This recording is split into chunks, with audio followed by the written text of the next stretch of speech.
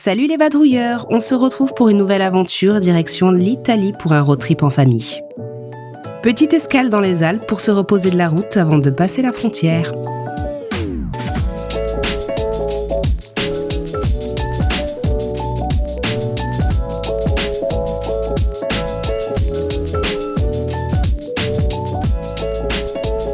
Et comme vous avez pu le remarquer, nous avons des pubs à droite, à gauche, donc n'oubliez pas de liker, de vous abonner, de partager, bref, tout ce qui est possible. Merci à vous.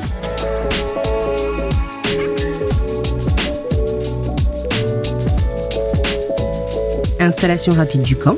Merci Hamza pour ta super imitation du castor. Première nuit dans l'attente, dans la joie et la bonne humeur.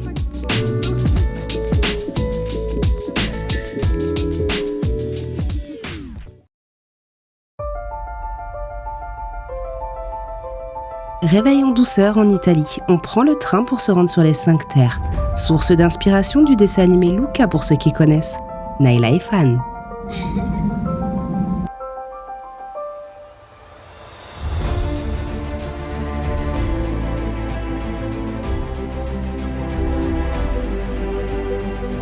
Cinque Terre. Les 5 terres sont des petits villages de pêcheurs qui ont su garder tout leur charme. C'est l'un des plus beaux coins d'Italie, avec toutes ses maisons colorées et ses vignes surplombant la Méditerranée. Les 5 terres sont classées au patrimoine mondial de l'UNESCO et on comprend très vite pourquoi.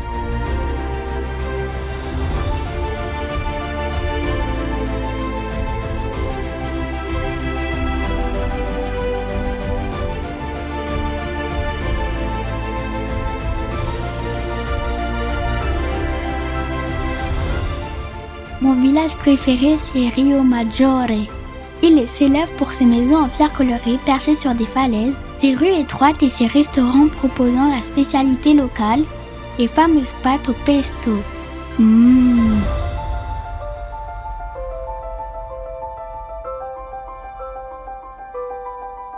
En fin de journée, on s'installe pas très loin. On a mangé les pâtes du fameux chef Papa. Et on s'est fait une soirée cinoche. Les tuches 4. Ils l'ont dit sur la première chaîne.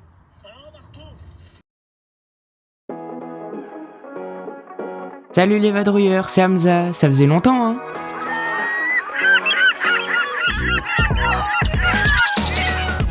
Le lendemain, réveil sous un magnifique soleil direction Porto Venere, ou plutôt Porto Venere. Alias le 6e village des 5 terres, lui aussi classé au patrimoine mondial de l'UNESCO. C'est un magnifique village médiéval.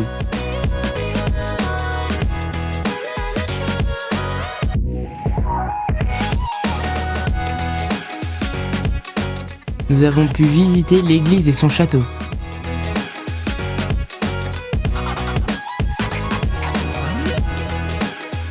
Les paysages méditerranéens mêlés à l'histoire de la ville font de Porto Venere un site incontournable lors de votre visite dans les 5 terres.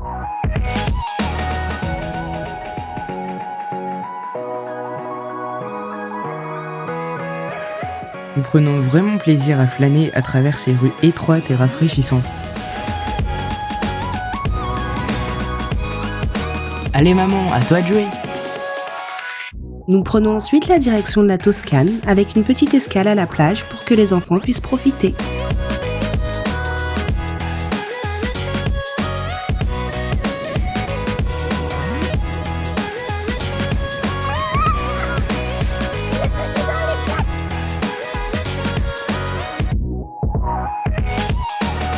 Nous arrivons dans la célèbre ville de Pise en fin de journée et c'est parti pour une visite de la ville.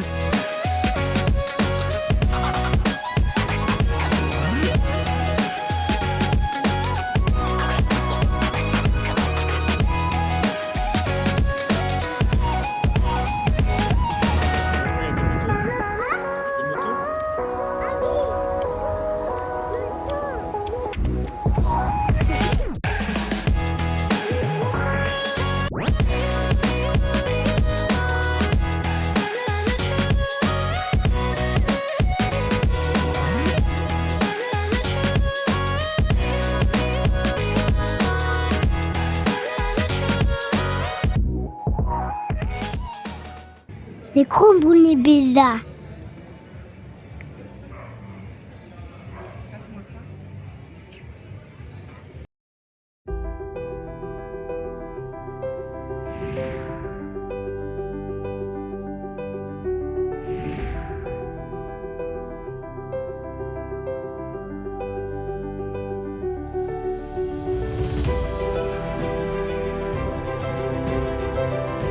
Le lendemain, on s'enfonce un peu plus dans la Toscane.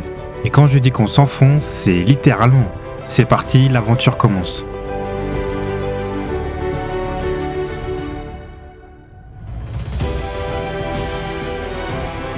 Sur notre route, la mythique cité médiévale de Volterra. La cité s'épanouit depuis des millénaires et on le constate dans son architecture. Elle a gardé son charme médiéval tout en y ajoutant un soupçon de modernisme. Volterra est idéalement située entre les imposantes collines et la forêt, un vrai paysage enchanté.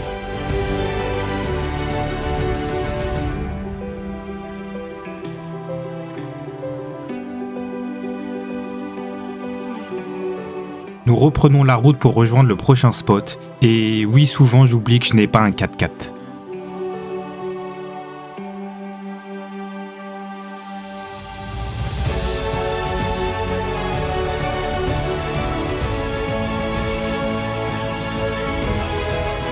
Nous partons pour une randonnée le long d'une rivière un peu par hasard et on n'a pas été déçus.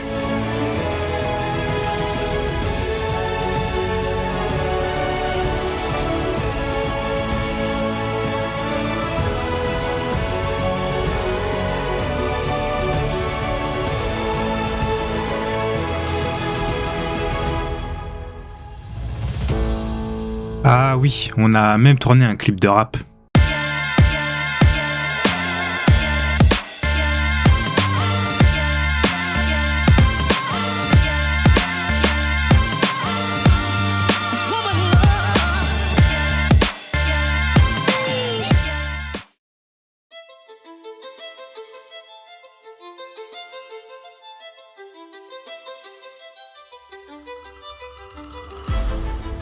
Nous finissons la journée en beauté dans le village de San Gimignano, appelé aussi le Manhattan de Toscane, en rapport avec ses 14 hautes tours se dressant au milieu des vignobles et des oliviers.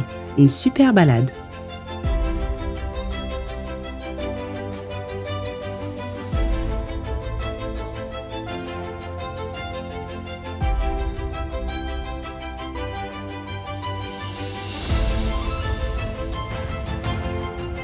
Les cromboulés glaces.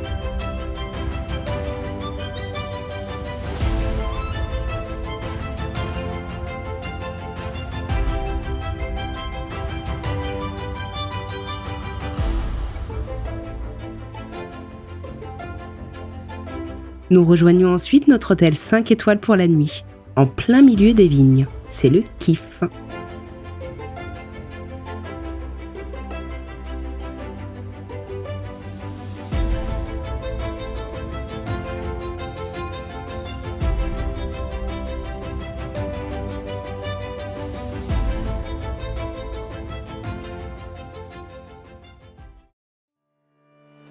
Réveil en douceur pour aller visiter la ville de Sienne.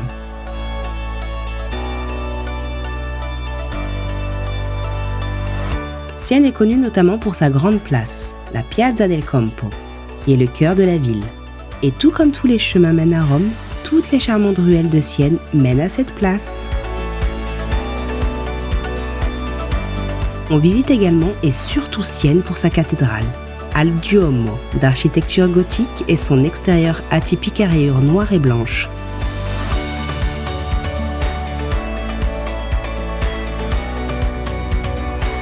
L'après-midi, direction la campagne toscane. C'est un véritable plaisir de rouler à travers toute cette verdure.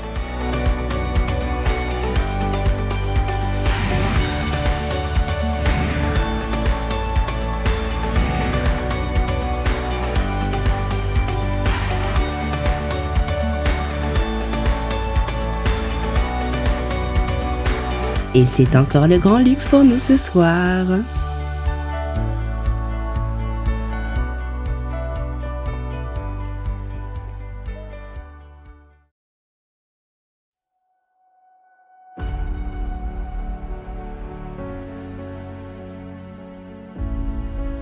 Et voilà venu notre dernier jour, notre dernier village pittoresque et certainement le plus beau.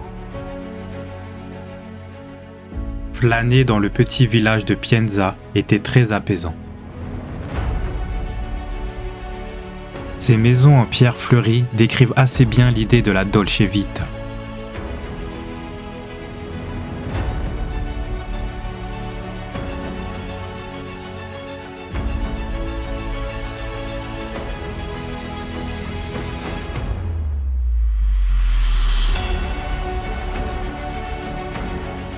Juste à côté, j'ai pu réaliser un énorme kiff, marcher dans les pas de Maximus. Et oui, c'est ici qu'a été tourné quelques scènes de mon film préféré, Gladiator.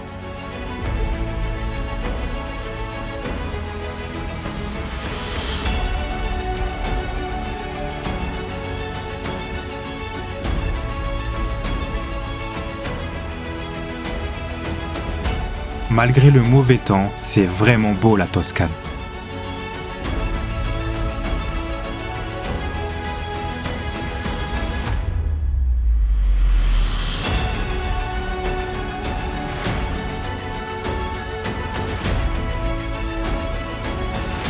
Nous passons la fin de l'après-midi dans des sources chaudes, de quoi bien se détendre avant de reprendre la route.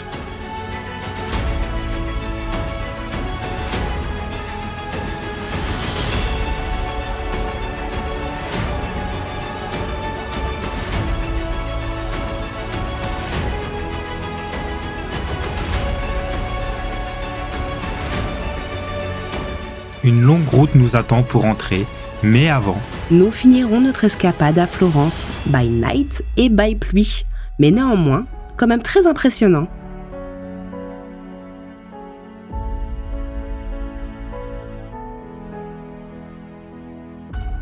On se donne rendez-vous très vite pour une nouvelle aventure avec la Vadrouille Family. À plus!